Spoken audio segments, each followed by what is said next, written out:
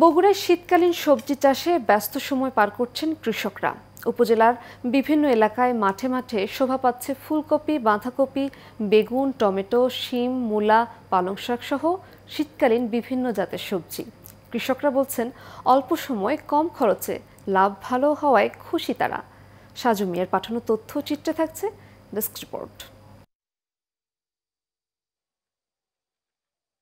কেউ খেতে আগাছা পরিষ্কার করছে। বগুড়ায় শীতকালীন সবজি চাষে এমন বাস্তবতায় কৃষকরা, কেউ আবার ব্যস্ত সার প্রয়োগের কাজে। জেলার বিভিন্ন উপজেলায় এবার চাষ হচ্ছে ফুলকপি, বাঁধাকপি, বেগুন, টমেটো, সিম, মূলা, পালং শাক সহ শীতকালীন নানা সবজি। কৃষক বলছে এবছর সার, কীটনাশক, ওষুধের দাম বেশি বাড়ায় সবজি চাষে অতিরিক্ত খরচ হচ্ছে তাদের।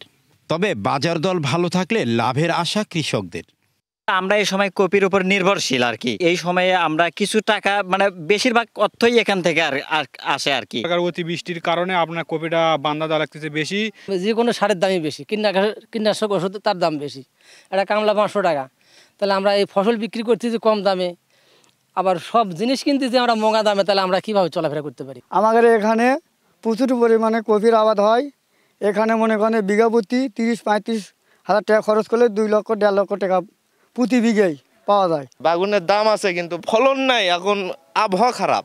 কোম্পানি থেকে বীজ সংগ্রহ করছি, ওনারা বলছে বীজ খুব ভালো। সেই হিসেবে যে লাউটা আমি উসি, সেই হিসেবে জালি পর্যাপ্ত পরিমাণে দেখতেছি। এদিকে সবজি চাষে নানা পরামর্শ দেওয়ার কথা বলছেন উপজেলা কৃষি বিভাগ। কৃষি প্রণোদনা কার্যক্রম থেকে কিছু কিছু ক্ষেত্রে আমরা তাদেরকে শুধু বীজ সহায়তা প্রদান করছি এবং কিছু কিছু ক্ষেত্রে আমরা তাদেরকে বীজ এবং সার সহায়তা প্রদান করছি। শেখ সোহাগ, এশিয়ান টেলিভিশন, ঢাকা।